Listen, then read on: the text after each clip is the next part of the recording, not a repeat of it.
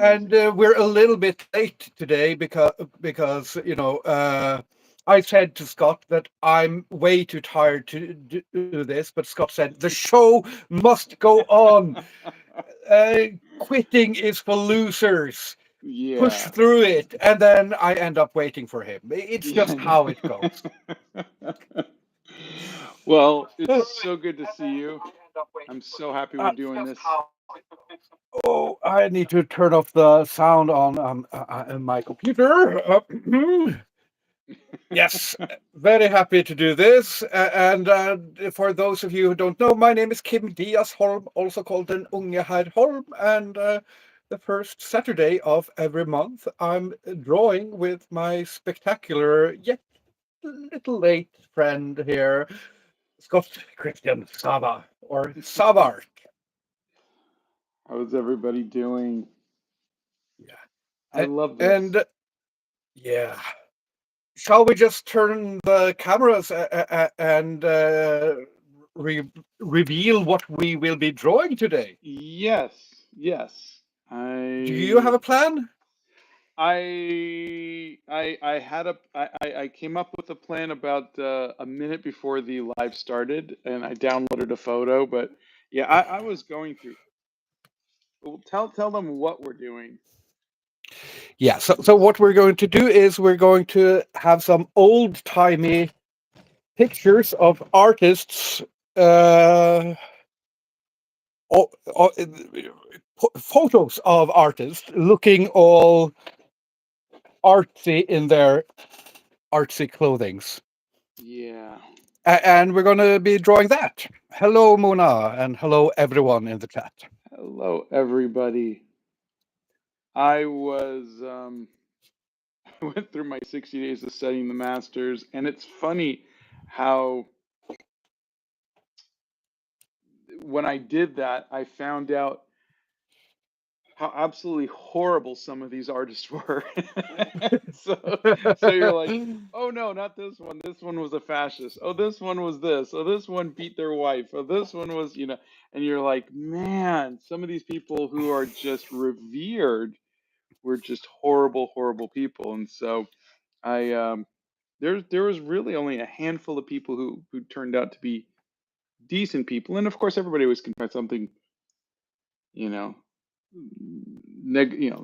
nominally wrong with someone, but I went with Frida Kahlo because Ooh. I was just like she was on the receiving end of so much bad stuff in her life, and yet she persisted, and I like that. So if you look at the thumbnail picture for this live, Did you will not. see that haven't you? I hadn't. I, Oh I man. I just ran downstairs and clicked the link because I was so afraid I was late. I didn't get a chance to. Oh no, oh no, oh no. Because you'll enjoy it afterwards. Okay, And it okay. has something to do with Frida Kahlo. Oh, But I did not choose Frida Kahlo, but I also, it's not that far ahead, or far, not far ahead, but far between, except it's in some ways the opposite. I chose Käthe Kollwitz, I don't know who, them. ooh, she's fantastic. She was a German artist, or Prussian, uh, who did these beautiful black and white things, often with nice themes such as war, loss, death, and peasant uprisings. That's it's all Peasant fun and uprisings. games. Yeah. But and in terms of uh, her life, I have never heard anything really negative about her, Yeah. and also she did suffer Not quite as heavily as Frida Kahlo in terms of the physical pain and all of that, but in terms of losing her son in the First World War. Oh, okay. And a lot of, I mean, her art is heavy before that, and Yeah, then it turns really heavy. really heavy. And this photo I found under the heading "The Happy Years," Oh my so you can gosh. see. Oh no. Oh man. Yeah, the happy years. That's And that's amazing. Well, I'm looking forward to learning about her. yeah, uh, so I didn't know all that much about her before doing a little bit of research. Uh, but I always have felt an affinity towards her art because it is this very stark black and white. Often the figures are just standing or are huddled in empty space. She has this wonderful ways of twisting anatomy. So there's some grotesquely big Well, I'm proud of hands. you for looking at art so far out of your norm to this. So sorry. No. Yeah, but I mean, Yeah, no, this sounds like her art is absolutely up your alley. and often her art includes a personified version of death, which There you I've go. never drawn. No, no. No, no, no, no, no. In no way. So I don't know what you're insinuating, but I dislike it. Uh, First you're late, then you're rude. I mean, I- that's Americans for you. Good day, sir. Yes.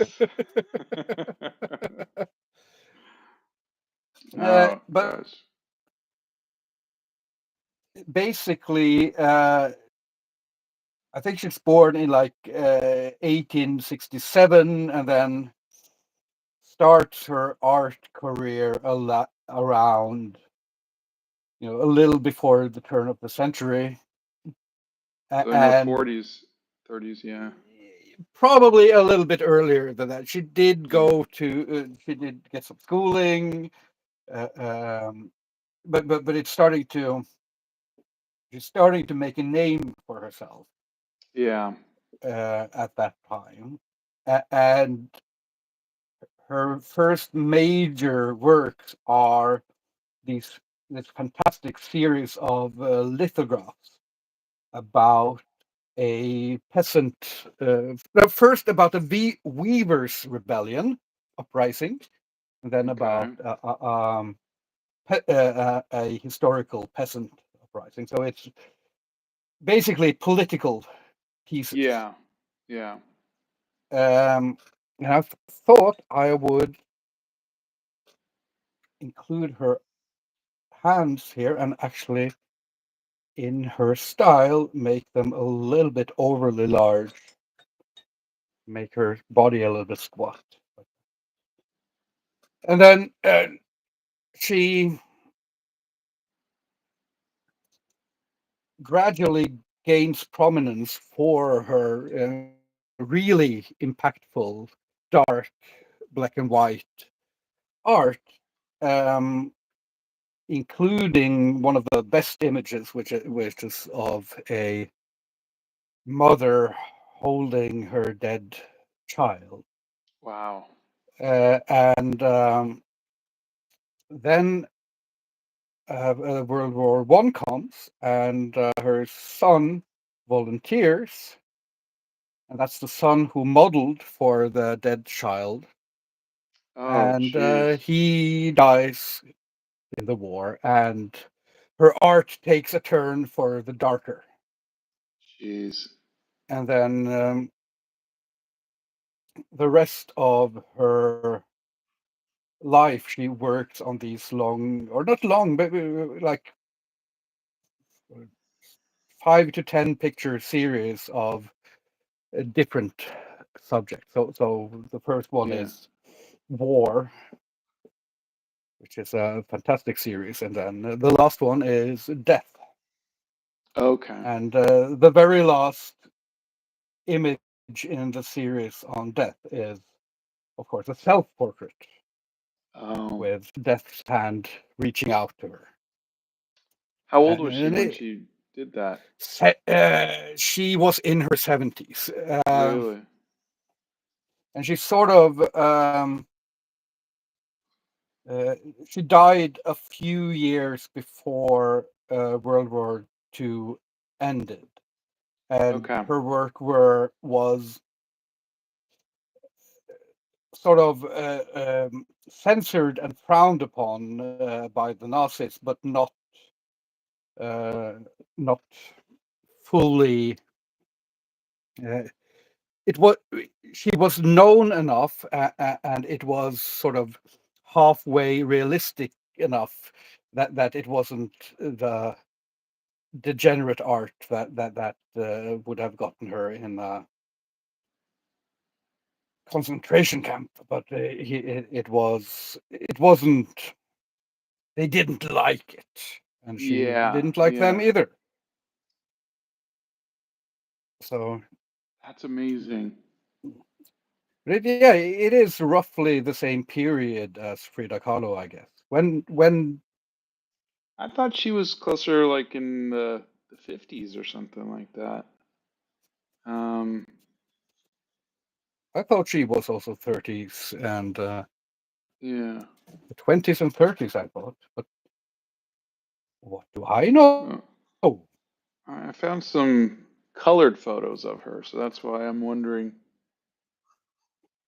if it was close, if she was maybe born at the turn of the century-ish Yeah, and hit her prominence in her 30s, which would have been around the 30s, 40s. So maybe 30 years later than yours, but still, it's amazing. but I think she died a little younger, and Yeah, also yeah, maybe broke out a little younger as well. yeah. So,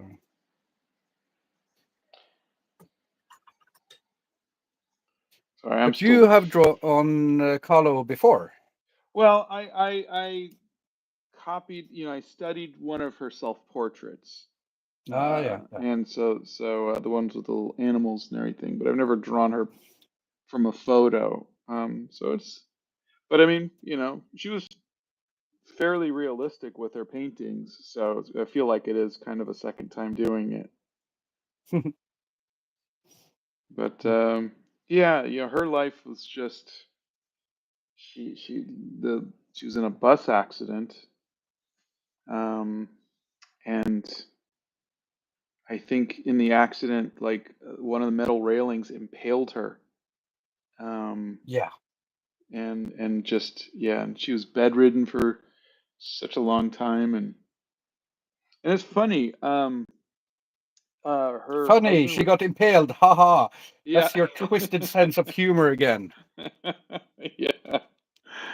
Her husband was with Diego Rivera, the artist Diego Hmm. Rivera. It's funny because like when I did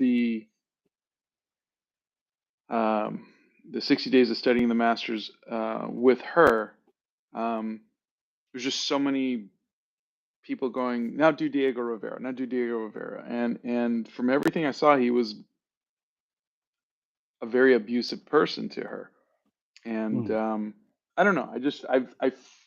I don't know if people knew that about him. I don't know if they even watched the video. But it's funny how when you do a painting of a woman, how they want okay, yeah, now do this person. Like it's almost like like okay, now you've got to do a guy.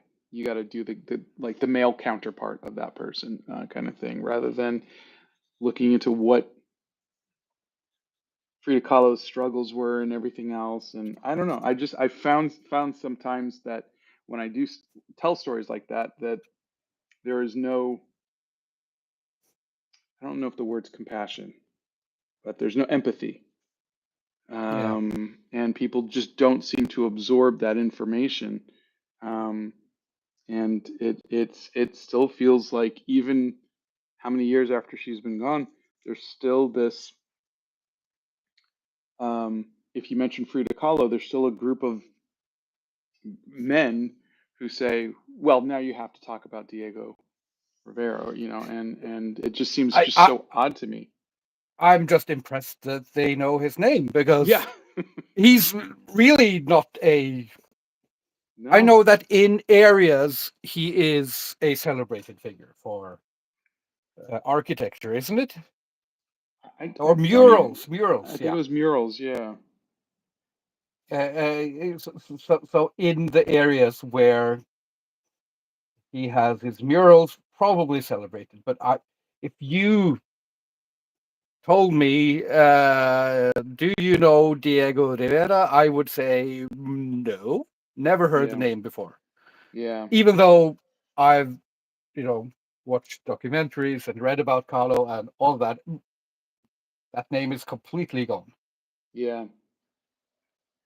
It feels like, yeah, unimportant to history, and yet that's what I'm saying. That's what I found so odd about it. Like, I didn't.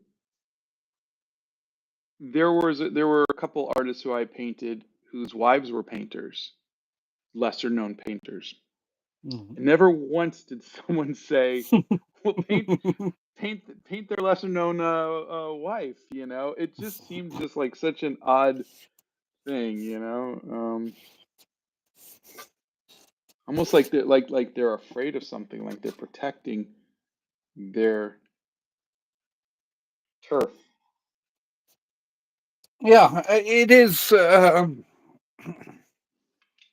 I'm guilty of this as well. It is kind of shocking how little regard there is for women painters, even Yeah, in this age. And uh, I'm guilty of this as well, because if I I should have read up on Käthe Kollwitz a long time ago, probably, because I've I always never felt even the heard of her. Yeah.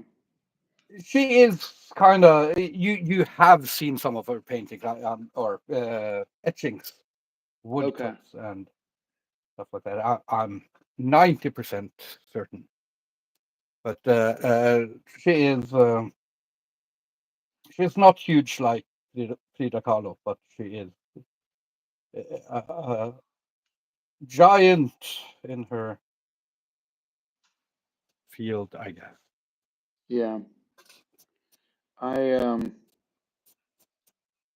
yeah, I think when and Don and I, we always talk about how much we miss doing the 60 days of studying the masters, because it was Mm. really fun, and um I learned so much doing that because I was not the best student in college, and so I did not really absorb any of the history of art, and so it was nice at my advanced age to finally get into it. Uh, but yeah, when you're researching and you're saying, okay, I could do 500 days of studying the masters and do nothing but white men. I could never touch on a person of color. I could never touch on a woman, um,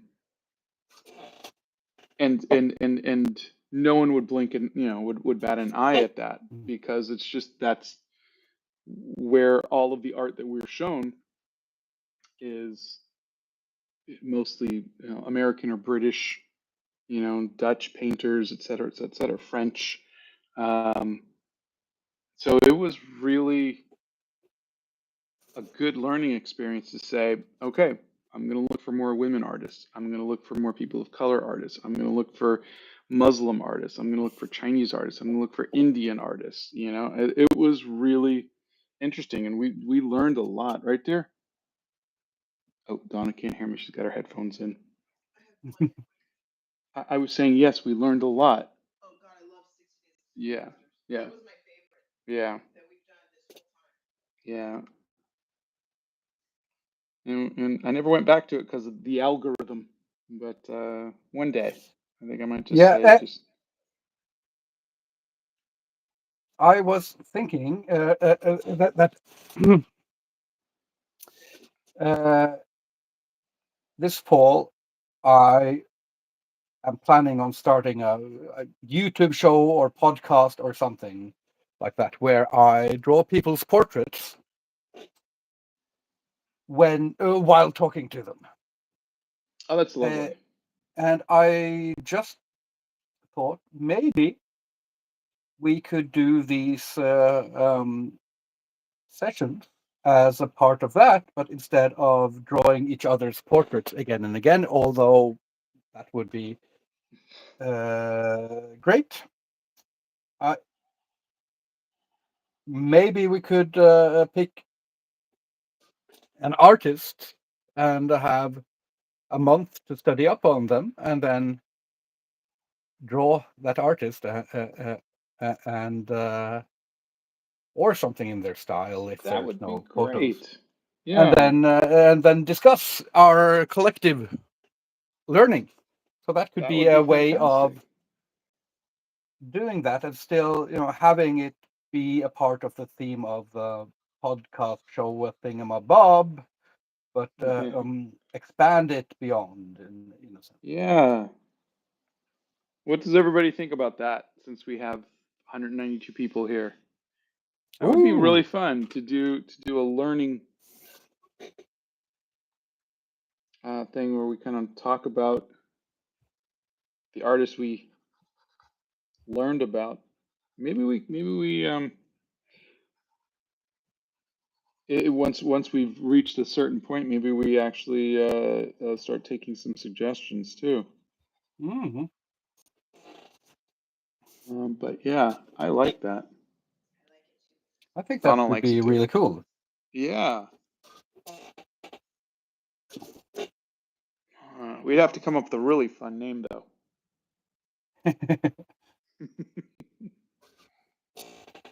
Yeah, yeah. I mean, for my, I can air it here, but for my podcast show type thing, I thought I maybe go so pompous uh, and grandiose that I call it something like portraits of a people, I because I like that. like the Yeah, alliterations, and that's what I want to do. I don't want to do. I want to do conversations, and I want to do portraits, and I don't want it to be like limited to artists or musicians or celebrities, anything. I just yeah, wanted to be interesting people to have yeah. interesting talks with. I love that you're doing the portraits now. I think that's been just a wonderful pivot for you, and I think that your style is so exciting. Mine is so boring because I do my little oval, I do my little guidelines, and you're just splatting things down, and you're doing it with no safety net, and I am so in love with it, and I loved watching all of the stuff from Tons of Rock um, and seeing you just whip these portraits out in 10 minutes. I think it's wonderful. I think it's really, really great. Thank you. So I It, I'm really excited for it. it's actually been a huge learning experience, not just in terms of learning to draw, but learning about myself, because Yeah. usually when I go to these festivals and draw the concerts, I am a physical and mental wreck the whole time. Yeah. And I was still a physical wreck because I work constantly. Yeah. But uh, I thought that the portraits would be sort of an added pressure, but they function the other way around. Because when you are sitting there with someone for 10 minutes, drawing them, asking them questions, you skip the small talk. You Mm. can go straight into the interesting conversations. And I Oh, that's like the great. interesting conversations. I hate the small Hate the talk. small talk. Yeah. That's So, great. Did you find, so I find that when I'm in crowded places, when I'm in stressful situations, meetings and stuff like that, that drawing calms me down. yes, And so the fact that I don't have to maintain eye contact and I can keep looking down at my pencil or my paper, and I could be drawing and I could look up and and then look back down again. Um, the fact that I'm not having to maintain the eye contact alone saves me so much energy. And so I was wondering if you felt that that was a part of it too for you. that could very well be. Yes, very likely. Yeah. Um, but it's hard to pick all these things apart because it just happened, and analyzing it is Yeah. hard. But yeah, that's most definitely a part of it, and that was something I also did, is that I did sit down and do a few like festival landscape and things like that. So I just kept drawing instead of that terrible dead air time in Yeah. between, which is crushing. Yeah. All right. Donna says there's a question. Okay, dear.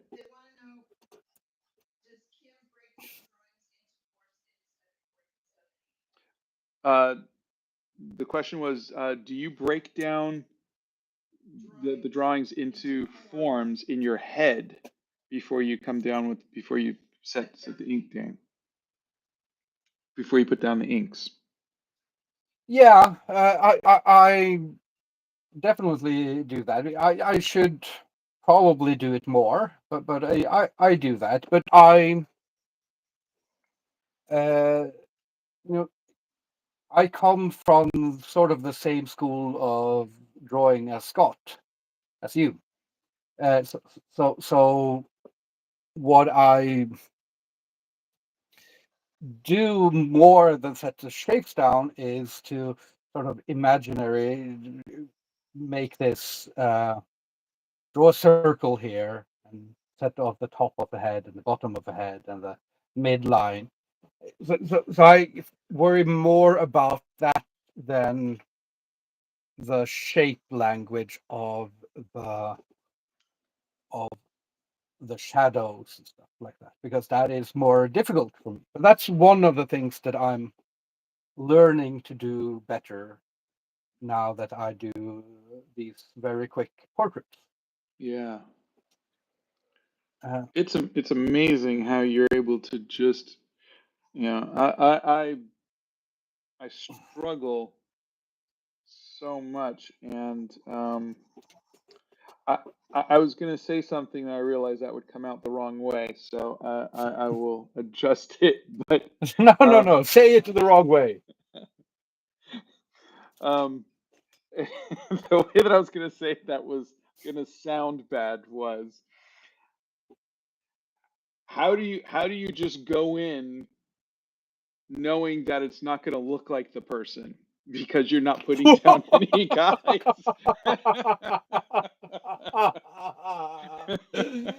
It hurt because it's true.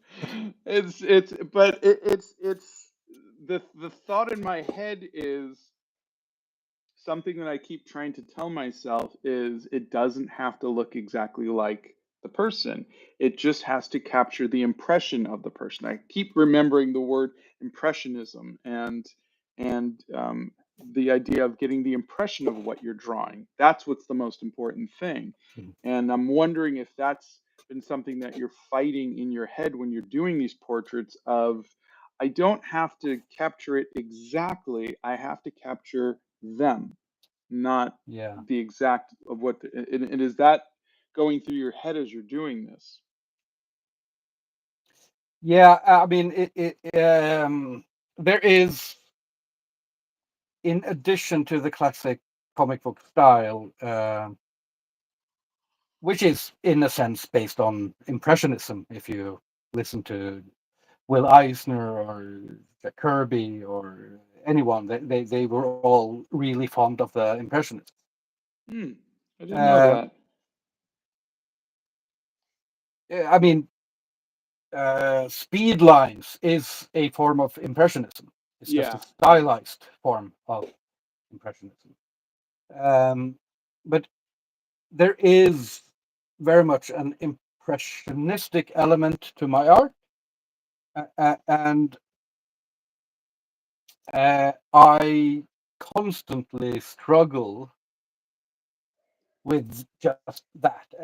And it's especially when doing the portraits, it's this constant yearning to have it be physically correct, accurate, yeah, and then also wanting to caricature it slightly. And these two things are always in conflict. yeah, yeah, And very often I find that I change something to look slightly more physically accurate, and then I lose something of the soul.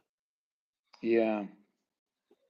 And And during all of these, because now you're doing a lot of portraits, you did a lot of them at Tons of Rock. Are you starting to let go of that part that uh, takes away the uh, soul? yeah, I'm. What has been happening when I'm the most satisfied is that I'm actually letting go um, of a lot of that, and mainly letting go of the outlines. Yeah, Not, I mean, I've always been letting go of the outlines when it comes to the outlines the um, of the forms. Like with Käthe here, I am not planning on doing a full outline here, yeah, but also if you look at the eyes of Käthe, they're a little bit comic book like. yeah, Because they have a outline around them, and I'm more and more trying to lose that, these internal outlines, yeah, uh, um, and I feel it starts to look better at that point. yeah. But then I see someone like uh,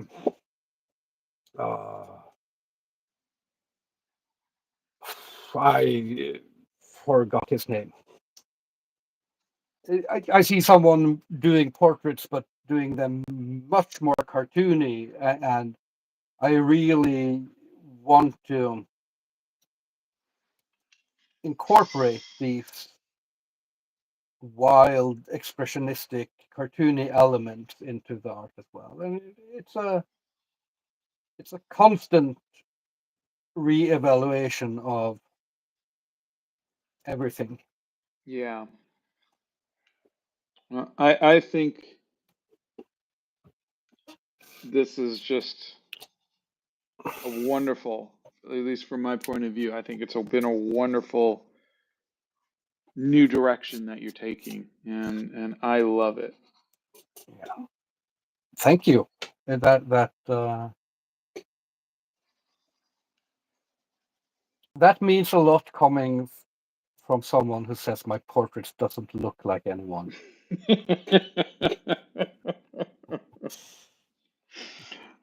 Yes, and I'm proud of you for not caring about that either. I'm proud of you for letting letting it just be the way that it's I'm just not gonna be. crying. You're crying. It's funny because I find that the more I am trying to develop my own style, the more I am so these just outlines and finding the shapes and defining the shapes becomes more of things that give me comfort, and then I look at your work and I see that you let that just that open space and um you let just a whole side of a face just not have that definition, and and I love it for you, but if I was going to do it, it would give me so Uh, much anxiety to just leave it that way. And so for me, it's kind of been almost like a voyeuristic thing to say, I could never do that. It makes me too uncomfortable, but I love seeing you push that as much as possible and seeing how far you can go with that. So it's been really, really great for me. To it's kind of like someone who's afraid of heights watching someone do a tightrope walk, across two buildings, going, I could never do that, but I'm fascinated to watch this person do that. And that's where I am right now with you. I think take that as a great compliment. Thanks. All right, Donna's got For another once. question.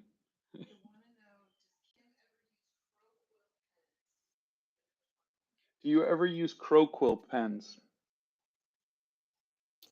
Eh, I have used them, but I never understood them, never felt them. Okay. Uh, I mean, yeah. Okay. There's another One day, question. mm, What kind of ink are you painting with right now? And the tool that you are using? yeah, this is Chinese. I think it's a goat's hair brush, or maybe it's a squirrel hair brush. Uh, I haven't tasted, so I don't know. Um, and plain old Indian ink from Royal Talents, just Hmm. completely normal ink. And the reason why I buy this type of ink instead of any other type of ink is that my local art store sells them in almost a liter bottle. And I bought this, I think I bought this year, and it's past, it's probably got this much left in it, this Wow. much left. So I use a lot of ink, and I like the texture of it. It has the right fluidity for me. It's just middle of the road in terms of thickness and darkness, and I love it. And I but but I really don't think I've tried all that much bad ink. I've tried ink I don't like because it's too thick for me or too thin for me. But Ah. it's not bad because you have to be really bad to make really bad ink. Yeah, There's not all that much cost you can save. I was wondering. I was like, what would bad ink be like? So for you, the difference is just the thickness or thinness of it. Yeah. Okay. The next question is, do you water your ink down? I would if it was a thicker ink. Okay. So the right Uh, kind of ink, you don't have to in any way water down. You could just go straight from the. Do you put it yeah. into like a little vial, or do you just go straight from that? You don't stick your paintbrush No, into the reader. this is a ink bottle from another brand, You just um, reuse it. and I just reused it. Yeah. Okay. Okay.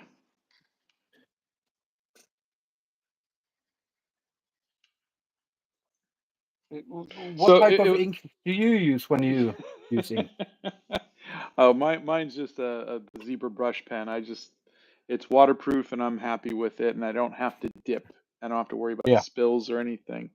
But it's funny because I don't know if you saw, but I did it was a Mariah Elizabeth art book challenge. It's not an art book. It was just more like it was a book full of prompts, like create Yeah. jewelry and so I got asked to do this, and Chuck Lee, the artist before me, the artist before you picks your prompt, the next person's prompt. And so they picked realism, and the prompt was to draw something as realistic as possible. And Ye- I had such a hard time because I was, trying to my first one I did was colored pencil, second one I tried was in gouache, and the third one was in just graphite. And I was like, no, I think I just needed to get like a picture of Ian McKellen and just draw, Yeah. him. And so I kind of just did, and it was just, I don't know if you did this in high school, but it was, you would find a photograph, and we used to do like the grid method and everything like that. And then you would just basically copy value for value what you saw in each little grid section. But it was just essentially just copying as exactly the values, no lines, just values to make it look like a photograph. And I hadn't done that since high school. I just, and when I mention that, so many people are like, "But you do realism every day," and I'm going, "No, I don't. I'm trying my." To me, this isn't like what I'm doing right now isn't realism. It's you have pencil lines, I'm defining shapes, I have outlines and whatnot. No one looks at my art and says that's a photograph. To me, that's realism, when you're trying to make it look like a photograph. But I'm wondering if the term realism is different for different people. If like this painting, I'm not done with it, but something like this, people consider this realism because it looks like a real person, is because it's not abstract, because it's not impressionism. um that's what I'm curious what your thoughts were. Like, do you consider what you're doing right now realism? Um, I mean, first of all, I have to say that I am offended that you're sort of lording your higher education in my face. I am a high school dropout. I did no such thing in high school. I was 2 years in high school, and then no, not 2 years, 2 weeks, and one of them I skipped, and did no such thing. So Oh, I'm sorry to and bring up such a painful memory.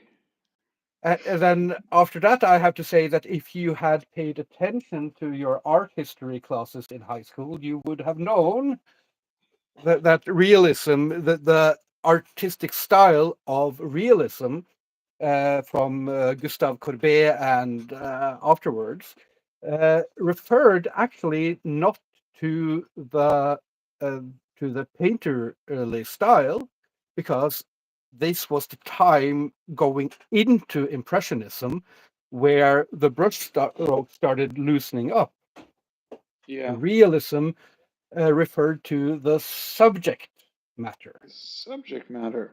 So it was, instead of drawing these fantastic scenes of mythology and religious text, and portraits of the elites and the nobility, it was drawing real events, painting real events and real people, Oh, uh, okay, okay. and more working class motifs, and lower class motifs, and that was what realism used to mean. But today we generally use realism as either the opposite of cartoony or the opposite of abstract. Yeah. And in that sense, I guess my art is more towards realism than abstract, and more towards realism than cartoony, but it's not very far towards realism. It is, uh, but it's got a, from impressionism. It has this sort of, I don't, yeah, Oh, thank I you, don't know. Chris. Crisco Jack just sent a $5 gift. So Thank you, thank you, Chris. Crisco Jack. And they said, Thank. love the art and friendship you guys have. Have a great day. Thank you. I hope you have a great day too. I I mean, think I appreciate that someone can love our friendship after all the things you've done to me today. the least of most making you wait the extra 5 minutes. Yeah. But Uh, it's funny because I think when we see our art, we see a little impressionism, a little bit of Art Nouveau, a little bit of um, pre-Raphaelite or whatever influences comic book, et cetera, et cetera. We don't see. I just yeah, in my mind, realism is photo. Like what do they call it? but, Hyper realism. yeah, You but know. photorealism and hyperrealism are both styles that um, very closely are aligned uh, to the photography. So, Yeah. so Yeah. photorealism is trying to not look like reality, but look like a photograph. And Yeah. hyperrealism is trying to look beyond a photograph, in a sense. Okay. Okay. And I think that a lot of the art we deem realistic today is still not based on photograph. I mean, a lot of Yeah. art is, but if you look at the greatest portrait painters of today, many of them do not use photographs. They use They use the live model sitting models. there, yeah, Really? and I, it would be very hard to not classify their general style as anything but realistic in a sense. Yeah. But it's not the realism of art history. It's not the realism of Gustave Courbet and uh, yeah, the bunch. Yeah. I think I will ask the gods and the spirits if this is the fates. If this is, I don't think I've done this on a live with you before, where I've done this Enso sign to see if the drawing is accepted or not. Have I? I've never heard you mention it. No. But this is the circle. That's it's sometimes it's a sun, sometimes it's a moon, sometimes it's just a circle that I put in my artwork. Yeah, And, I've seen and you. I thought that was like a signature of sorts. no, it is taken from Zen Buddhist painting traditions, and the idea is that you have to do it in one go and make this sort of perfect circle. But I have appropriated it to my ways of thinking, and the way I do it is that if I suspect that there is some sort of spiritual or unspoken significance to the artwork, then, and if there's space for it, then I will do this circle. And if the circle feels good, even though it's not complete or even though it's a little bit wobbly, if it feels good, then the gods have accepted the artwork. If not, I have to tear it up. Oh, So, jeez. and tearing something up on the live is always bad. So, Yeah, don't screw up. uh, shut up. Laughing.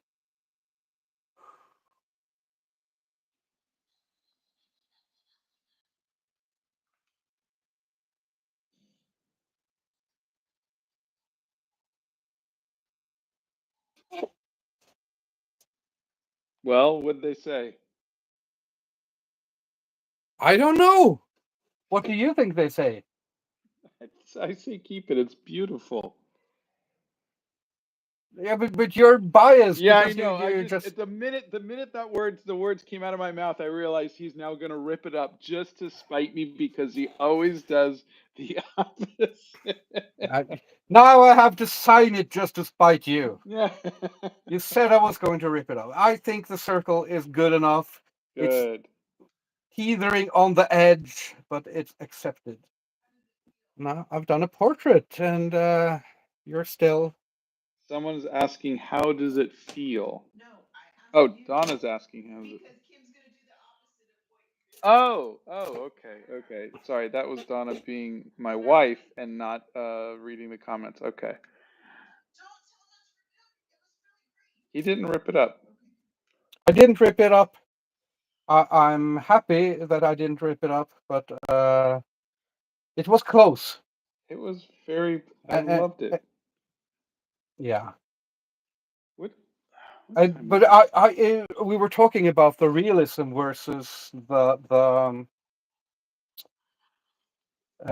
abstract, and if you look at this thing here, I felt extremely uncomfortable doing the hand large Yeah. and wonky like this deliberately. Yeah. Uh, but it had to be in a sense. So yeah. I think you captured her again it's boggling my mind how you're able to do that and without any guidelines or anything. And I don't know, maybe one of these lives I'll try it with you. But I just And I promise I won't be laughing. yeah. Oh. I I have to just say that I'm a little bit meaner than usual today because I'm very tired.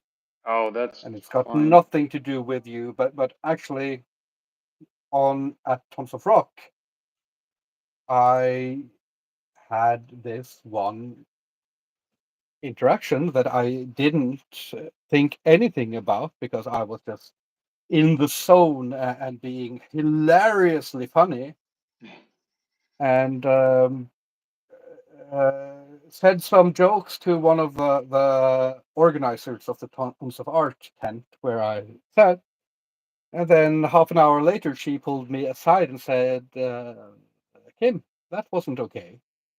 Oh. Because I, without having noticed it, I had slipped into the mean Kim.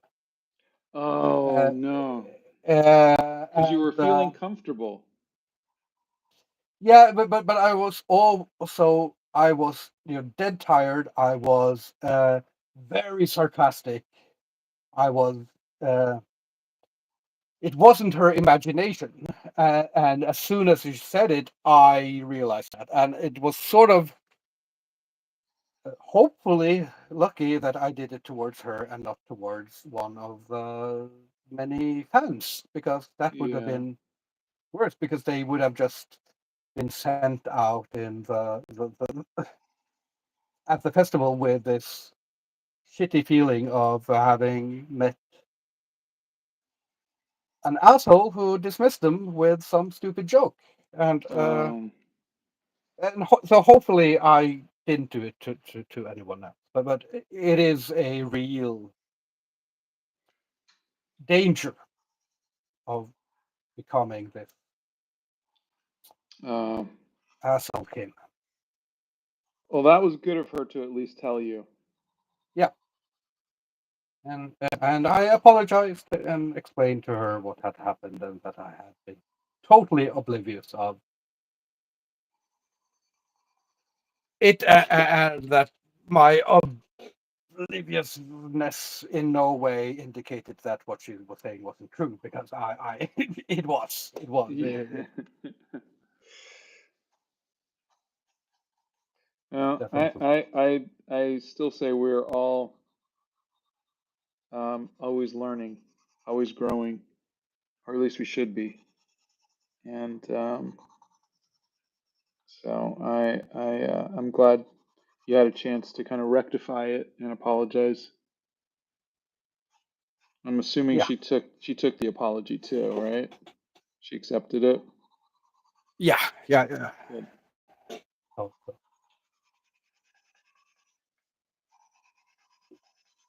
In typical fashion, you've already finished one portrait. I'm still sitting here. Oh gosh.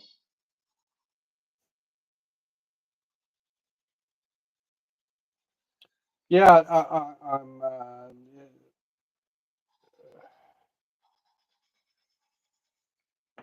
I'm tired, but I'm not.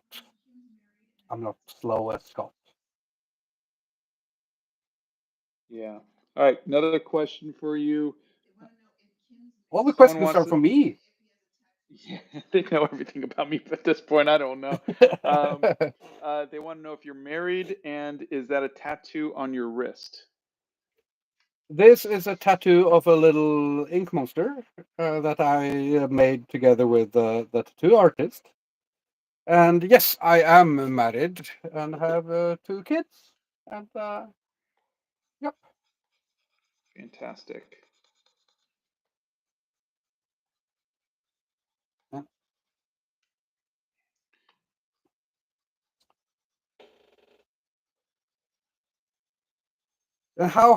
we've talked a lot about me. How have you been since last? I am doing good. We're still on track to start Animal Crackers 2 and Pet Robots, but it is What is in Pet Robots? Pet Robots is another one of the books I wrote. It got optioned by Disney, and then I got the rights back, and then it got optioned by Fox, and then I got the rights back, and so at some point I just said I'm just going to do this myself, and I tried to get that made, but what wound up getting funded was Animal Crackers, and then so we made Animal Crackers, Mhm. but like we did a little short, and it was just it's basically it was a story. It's I wrote all the stories for my boys, but it was about a like 4 kids who get lost on a field trip to a toy company, and it's kind of like a Willy Wonka's. Instead of it being candy, it was a toy company, so it was the Rudy Tooty Toy Factory, and and there's a character named Vandenberger Meisterburger, and also what the book's been published, for like 15 years. Donna's like, you're gonna give away the whole plot, like you can't go read the book. Anyways, so we I think it's going to be a much more fun story. But anyways, we got both of those funded, both a sequel to Animal Crackers and that funded. But our investments are coming from primarily from Spain, which is where we made the film the first time in Valencia. And uh, our investors, are doing all the paperwork and this and that, and we were supposed to start August 1st, but I'm sure you know that most European countries close down in August. Oh They yeah. they all go on vacation. So I've been kind of just going. hey guys, only 5 weeks left. Hey guys, only this way. And finally, I was like, you guys are not going to make August 1st. And finally, they got back to me and they're like, yeah, it's not going to happen August 1st. When we get back in September, though, we'll sign the papers and then you can start pre-production in October. So that's essentially Yeah. where we are. But that's been, you know, um, our summer so far has been just being hopeful, being excited about getting back into making movies again, Mm. and and just trying not to go crazy thinking about it. It's something that we've been wanting to do for the last 7 years since we finished Animal Crackers. Understandable. Okay, someone's asking, will Pet Robots have an all-star cast like Animal Crackers? I hope so. The good thing about animation is it's not a lot of work for the actors, so they don't have to study their lines. They don't have to get in shape or be get in makeup or be shooting for 12 hours a day. They come in their sweats and they record for 4 hours at a time, and it's really fun and it pays well for them. So I think we'll be able to get some good actors. I originally, um, at one point, we had Leonardo DiCaprio wanted to play Vandenberger Meisterberger, but that was back in 2017, and the film just never got off the ground, and so uh, I don't want to say parted ways, but we kind of said, well, if it ever happens, let us know. But I mean, a lot happens in 7 years. I just don't know if I'd, Right. but you never know. We've had Kevin Hart wanted to play a role. Snoop Dogg already wanted me to create a role for him because I was working with him on another project, and so I did. So I'll probably still have him come in and do a um, a little role, but it's pretty easy to get big names, especially if you've got it in the budget. But of course, Kim's gonna we'll give Kim a role in Animal Crackers too.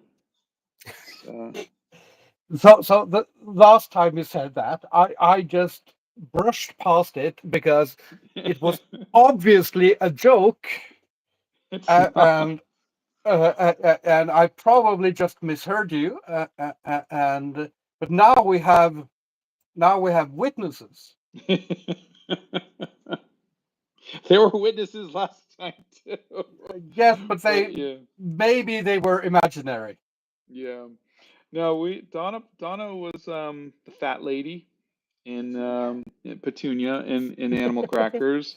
Mhm. My boys were in the movie as well. Brendan played John Krasinski's character at 12 because the boys were 12 when it happened, and our other son Logan, because they're twins, did just like a background voice of like a kid, saying in the crowd going, "Where's the animal crackers, Mom?" But because his voice hadn't changed, the studio in Spain thought it was a little girl, and so he's a little girl with pigtails in the thing, which he loves. He thinks it's hilarious, and but yeah, I think it's fun to like why do a movie if you're not going to involve your family and friends. I think that's definitely the funnest part. We had Donna's brother-in-law who is a musician, like on his own, um, wrote a song, and then we had another family member wrote a song, and so we have two family members who have their song on the album along with Queen, Huey Lewis and the News, Michael Bublé, Howard Jones, Toad the Wet Sprocket. So they've got their little songs on an album with Queen, which is really cool. I love how you call them. They got their little song. They're little- Uh, yeah, I mean they didn't they essentially produced them in their homes, so yeah, it's but yeah, it's I I think doing the YouTube stuff is so much fun, but I miss having a group of creative people all working towards like a larger goal. I miss everybody trying to tell like a really fun story together. Um, and I'm not really like um, somebody who really enjoyed like flying out to Spain and meeting with the team and everything like that. I'm not a very social person, but I miss um, just that feeling of camaraderie where we all had a kind of a common goal, and I'm looking forward to that again. I'm hoping that this time around I'll be a little bit more prepared to be social. I'll be a little bit more prepared to be in the moment, and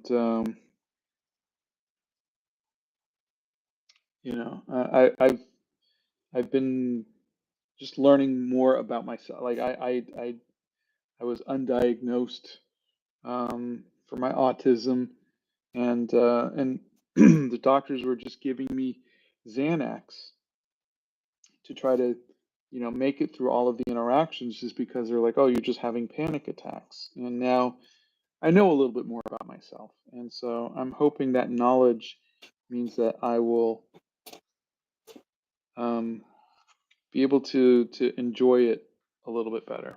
And we'll see. yeah. Hopefully, it sounds exciting to It is. It is. especially being undiagnosed last time you did this, Yeah. and going into this with a sort of deeper um, understanding of your own both strengths and limitations. Yeah. Yeah. Uh,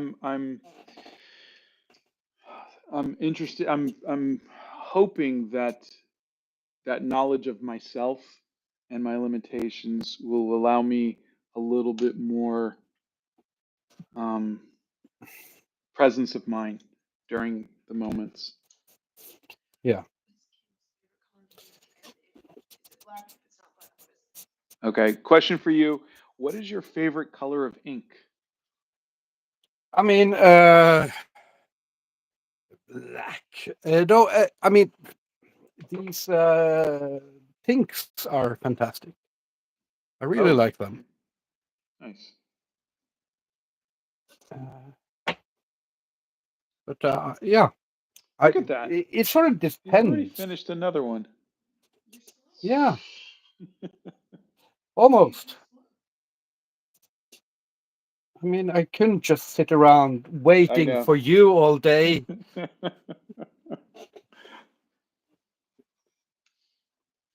Jeez. So what we should do is you should come in late. Give me a head start next time. Yeah, yeah, yeah. No, that'd be too easy. I was actually when I was waiting for you and I saw your email about being late. I thought was wondering if I should just go on first and just start and explain that it would be unfair if you if I didn't get a head start. Gosh. Imagine I come in 10 minutes late and you're done with your first portrait already, and because you're so used to doing these 10-minute portraits. Yeah.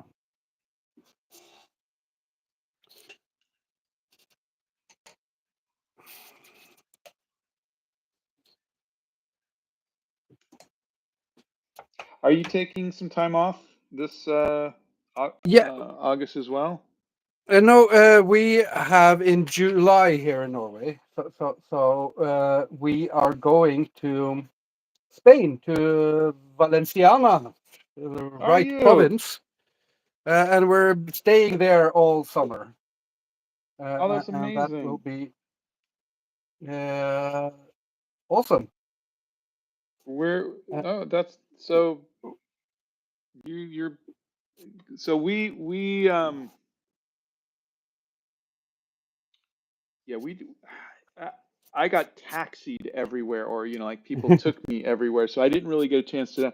But the places in Spain, other than the downtown, like we were staying near the water, which was beautiful. But one of my favorite places to go visit was Sagunto. Have you been there? no,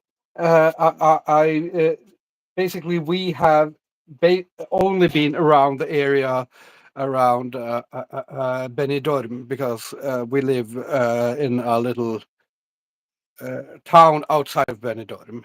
Oh, Um, okay. but this year we will be borrowing a car so we can actually get to Valencia and we can get to a lot of other places that were inaccessible Oh, okay. Okay. before. So, Well, so hopefully we'll get all around. yeah. Take a look at the kids might really like. Sagunto's an old Roman town with Ooh, Roman, interesting. Turkish and Roman. Yeah. Um. So it was really pretty. Yeah. Um. Kind of a fun little town, but every time we've gone, it was mostly closed. It was very quiet. But the boys really liked it. They got little swords. It said Yeah, Sagunto, little Roman sword. of course.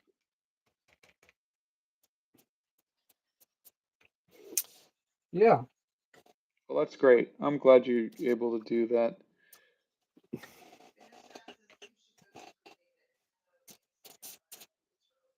All right.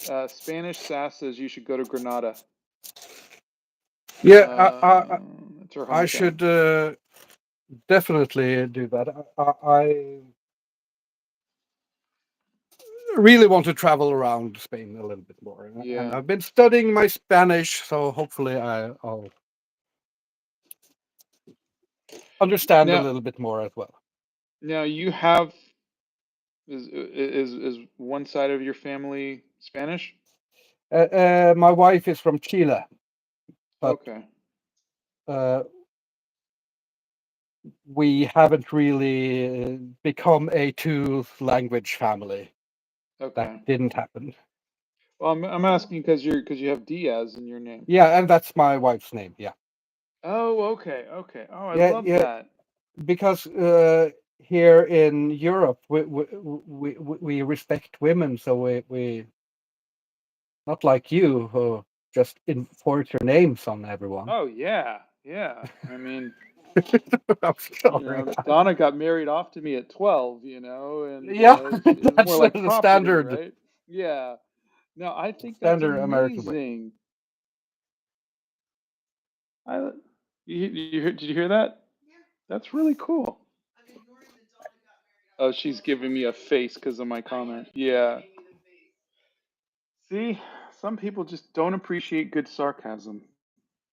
Oh yeah, women, huh? Women. I'm sorry. I'm terribly sorry, Donna. I will go and hide under my desk for the rest of the You're show. in, you're And in enough trouble with women out there, okay? You don't need to be. Oh gosh. oh yes,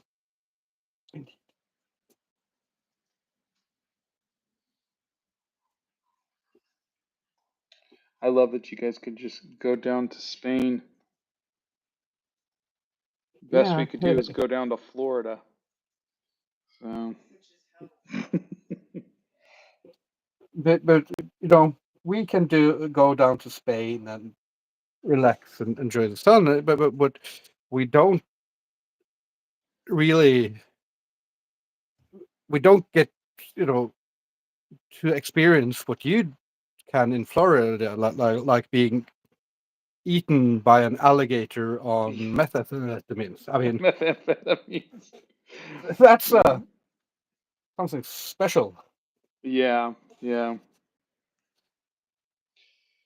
Ugh.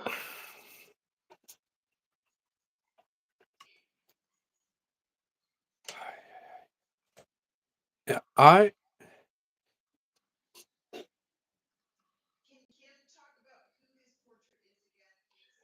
People are asking if you can talk about the person you did the portraits of a little bit more because they came in a little late. yeah. So this is Käthe Kollwitz, or Kate Kollwitz. She was she lived from uh, 1867 to 1945. German artist, did a lot of these very harsh black and white um, uh, prints and etchings, lithographs, um, and woodcuts with a lot of heavy themes. So she's an artist who I've known of her work forever, and I've always felt an affinity to her work forever. But I've never really digged into her life and story before, researching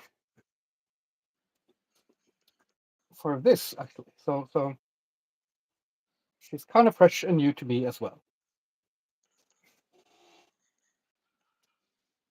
I love it. Okay, and you've now finished. Before you go and start a third piece, I'm Yeah, I mean, gonna, I'm gonna just try to just get a little bit more of this done, and I can always finish it later. But yeah, yeah, I think I was just, the good thing about doing these with Kim is we love to sit and talk, and I think a lot of times when I'm talking to Kim, I stop to see because I can look and see what he's doing too, which is not the case when I'm doing the live by myself. There's nothing interesting to look at on the screen, and so I think I get distracted a lot of times with Kim's beautiful art, and so I'm always excuses, excuses. I know I'm always a little bit slower when I do these, but no, this is good enough. You know,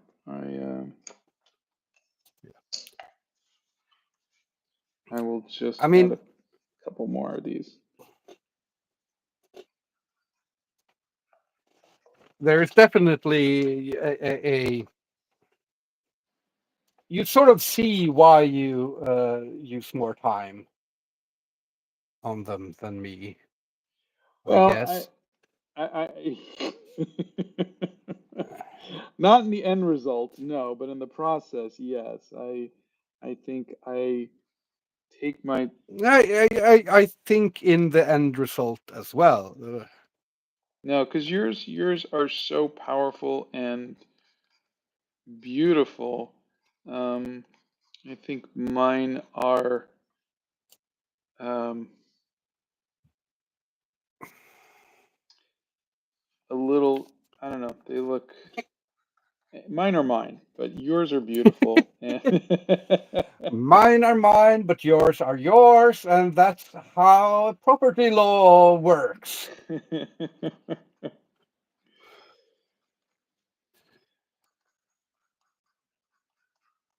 Uh, I think today I've been reasonably good.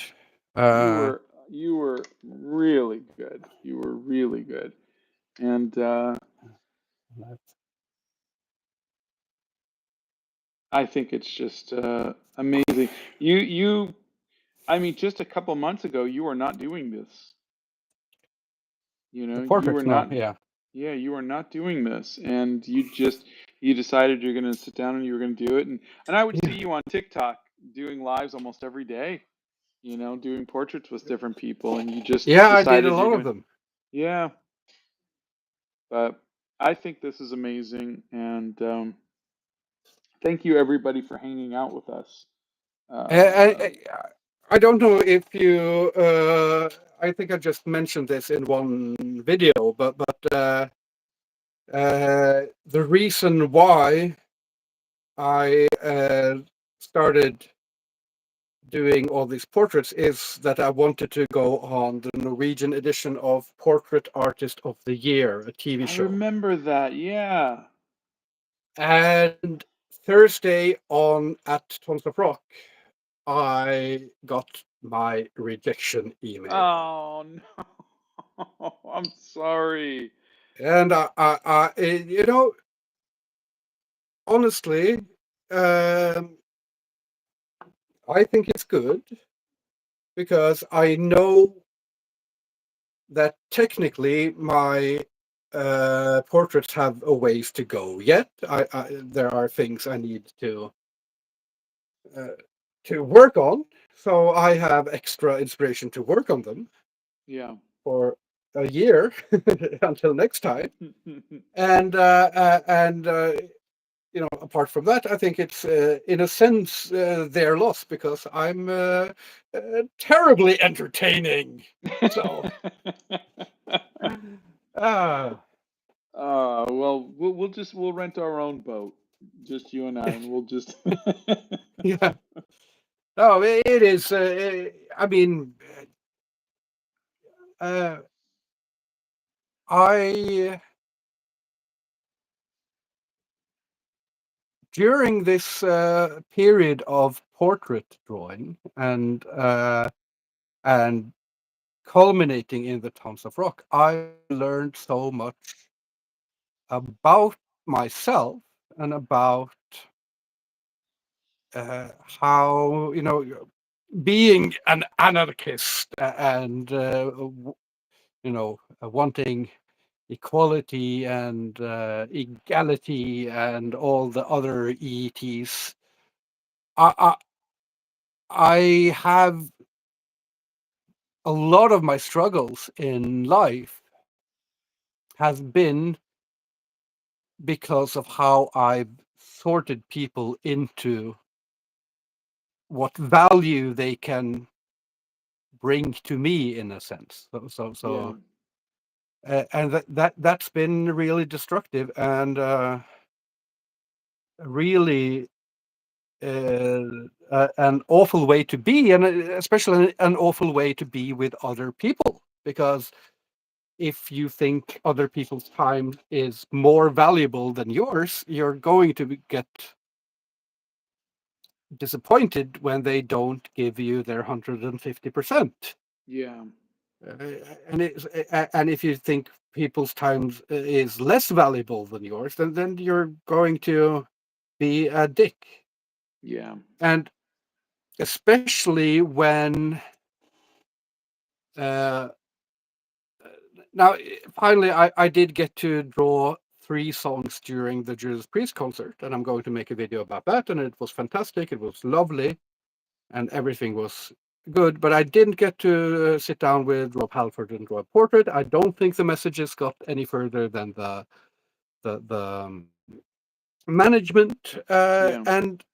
But sitting down at Tons of Rock with random strangers, some of which were fans, some of which were celebrities, uh, Yeah. and just realizing that what was going on right then and there was much more important Yeah. than any sort of building up to any single conversation being important, because that's a way of ruining Yeah. things. So I so yeah. I think that's been the hardest thing for for me as well is to my entire life, I'm always looking to a goal, to the future. When I get this old, I can do this. When I can get to do Spider-Man, then and I could do this and I could do that and blah blah blah blah blah. And it's funny because when I was 19, 20 maybe, I got an internship at Sega of America to work on Sega Genesis games, doing 16-bit games. And then from there, I went to go work at Atari. I was working in coin-op games. I did games like Primal Rage and whatnot. Then I went down to Malibu Comics, and I was working on Star Trek covers. And then I worked on Casper. I worked on Power Rangers. And the whole time I'm doing all of this stuff, all I'm thinking about is one day I'm going to get to do Spider-Man. And every day Yeah. I'd just, and that was all I was, and I wasn't present emotionally or anything for all of these really cool things that I was doing because they were just a means to an end till I get to do Spider-Man. And then I finally got to do Spider-Man in my early 30s. And for those 10 months, that was my everything. And then it was done. And then it was just like, now what? And I still have to fight every day with that. Well, right now, things aren't where I want them to be. But if this and this happens, then everything's going to be okay. And you're constantly looking at the value of future things happening compared to the time that you have now. And it's a constant struggle to try to prioritize the now. And Oh, yeah. and your experiences that you're experiencing now. And I think you talking about how you were able to, at least in the moment during, at Tons of Rock, appreciate the people that you were meeting and the opportunities that you had, even just to be given like a booth and to get to meet a bunch of the bands and sketch them and I I think, mean, at this time, the band meetings were sort of the least important. It was the good conversations that felt yeah. much more important, and you never quite knew where they were going to come from. But sorry, I interrupted.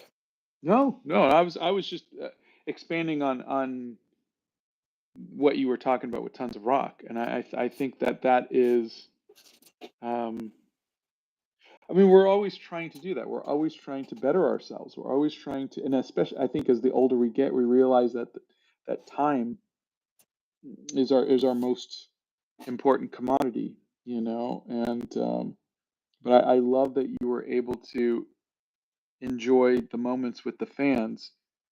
I mean, you're at a a rock concert with some huge names, and it sounds like you had some of the best times with the fans. Yeah, yeah. I mean, what happens was I I got to draw three songs with Judas Priest, and three songs isn't really enough to do what I do with a band that is in terms of music. It would be on the lighter and slower end of what I draw, because I draw extreme metal, not and Judas Priest is heavy metal.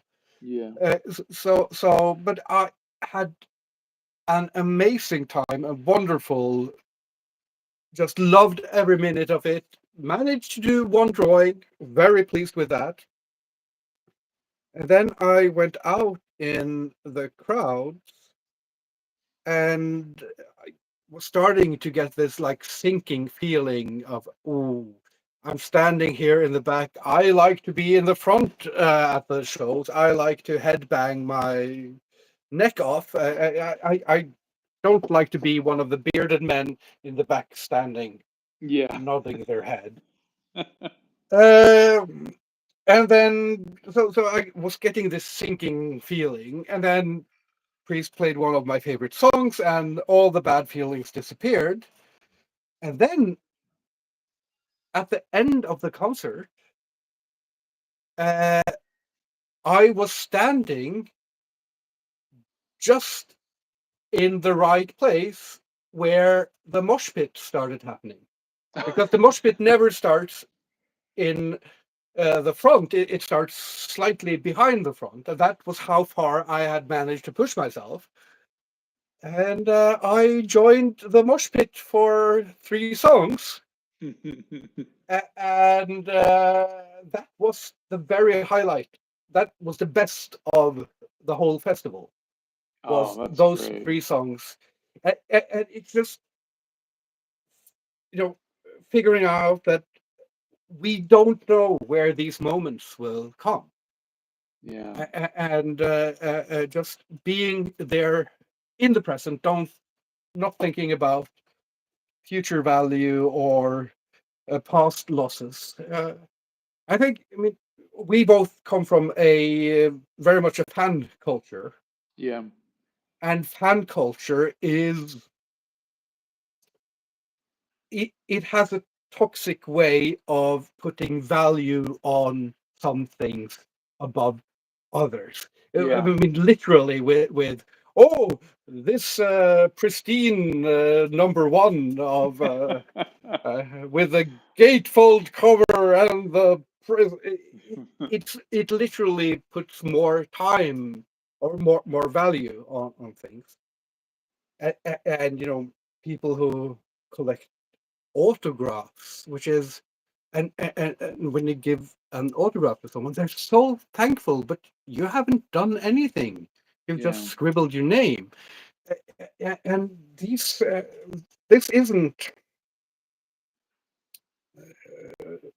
I don't think this is a good way for humans to be. Yeah. And I think I want to try to do stuff to connect with people one to one. That's Yeah. more fun. More fun. I know that I'm tired of drawing celebrities, Yeah. and and I think um, what you're doing,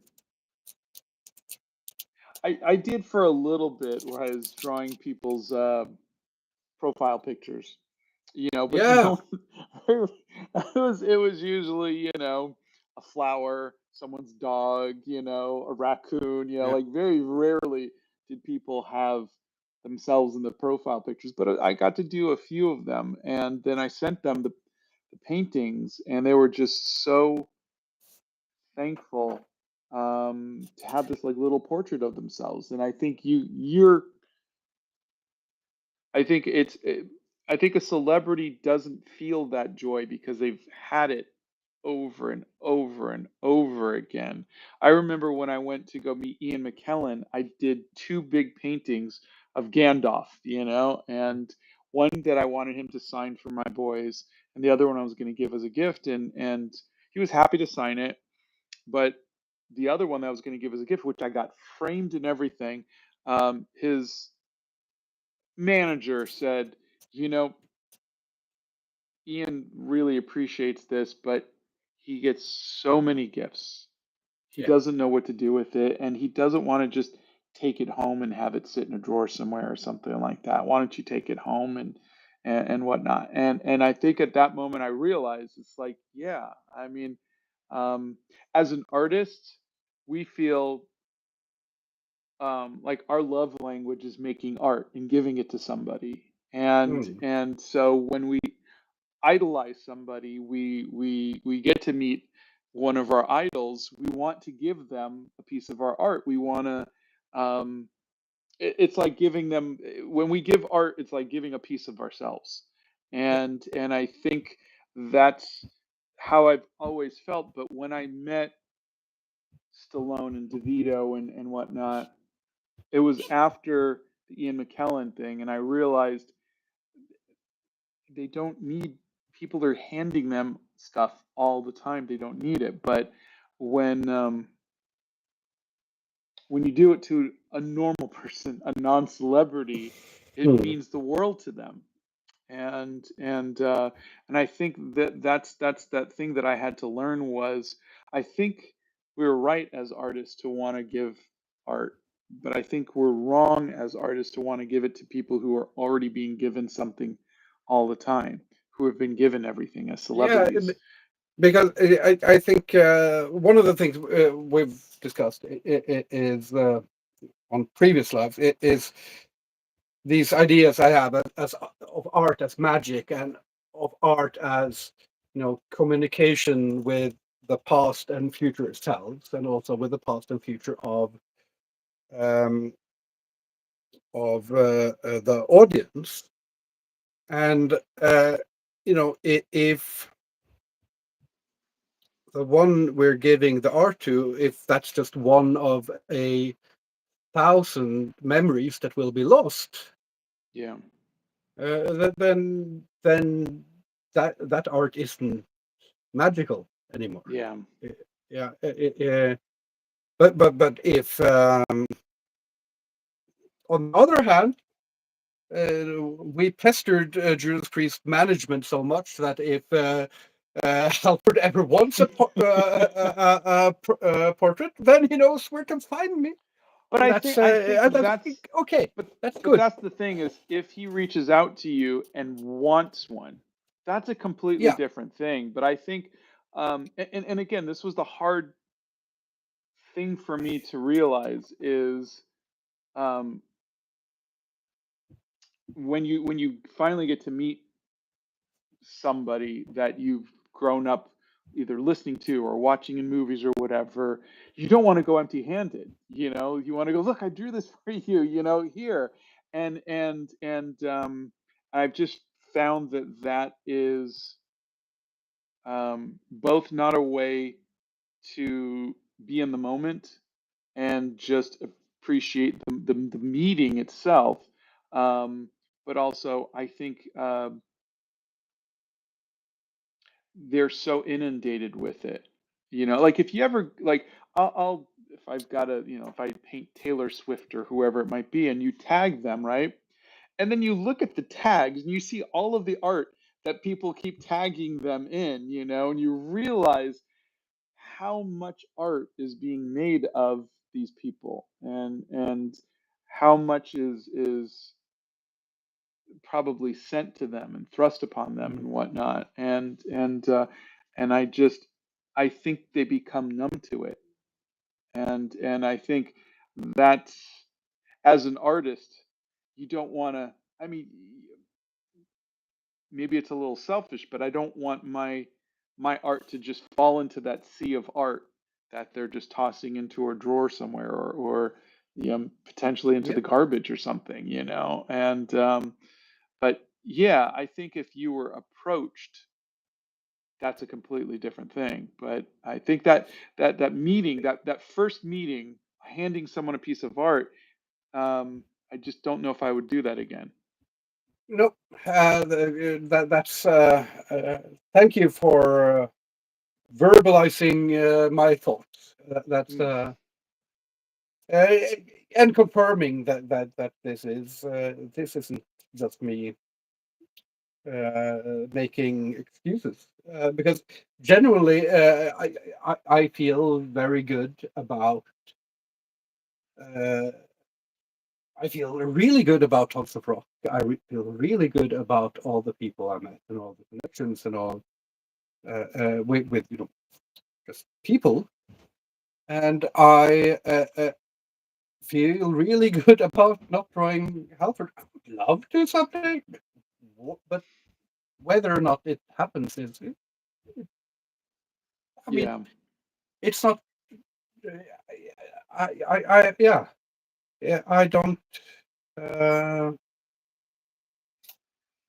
I feel really good about that situation, and I even feel really good about not being at Portrait Artist of the Year. So, just in terms of taking a lot of things that I've slowly learned through these years of social thing, yeah, uh, and having them turn into something more concrete, into a shift of perspective. And that was the just we probably have to end now, yeah, but um, that was the funniest thing, being in the mosh pit having the best time of my life,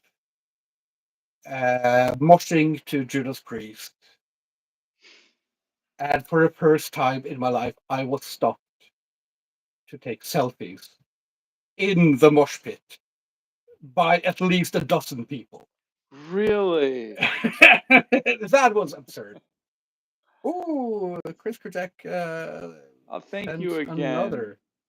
Thank you.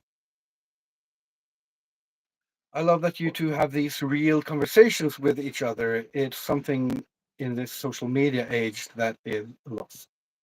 And it doesn't have to be lost. Yeah. Conversations can actually happen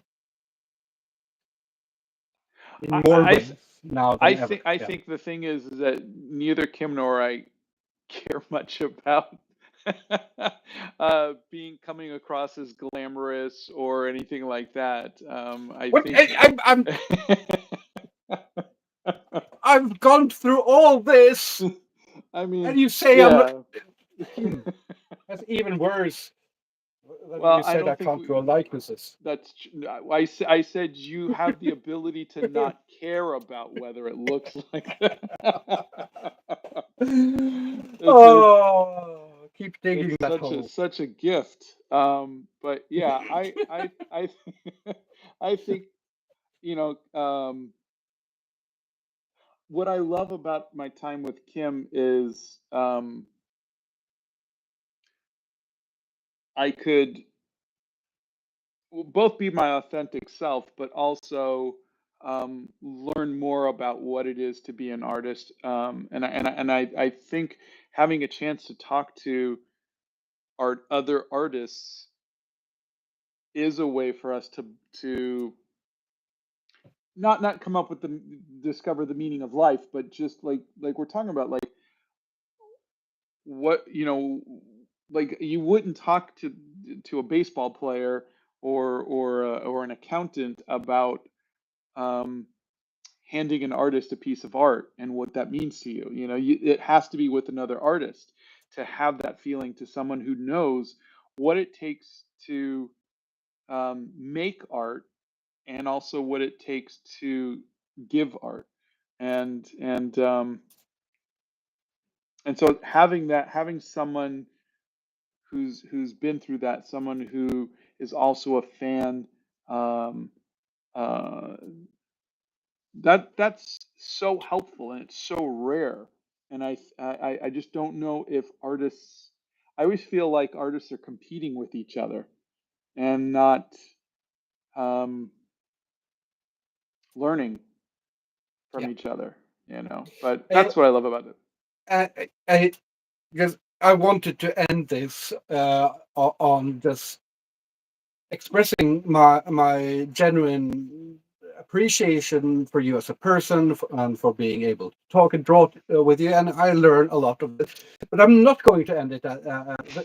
I'm going to end it at the disappointing of seeing I did my nails. Did you do your nails? No. No, I didn't get a I chance thought to. we had a thing here, but apparently you I was already only late. paint your nails for people who can draw likenesses. Next time, next time. You went Next green time. too. You should at least Yeah. tell me in advance what you're gonna do too. Okay, We've only I'll synced up try. once, but Next thank you time everybody is for. the 2nd of August, isn't it? I think so. Yeah, Yeah, first week. It's that's. on the first I think that's. Saturday. I think, or third.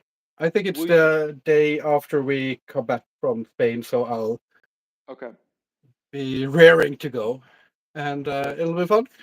See you in a month, and have a wonderful summer. Thank you. Good luck on the trip. Have a wonderful time in Spain. Yeah, just a little, don't go around saying mean things to others that mean, because it's not becoming, Scott. Yeah, someone might have to pull me aside and give me a little talking to, right? So. All Oh, right. thank you so Bye, much. Have everybody. a magical summer. Bye bye.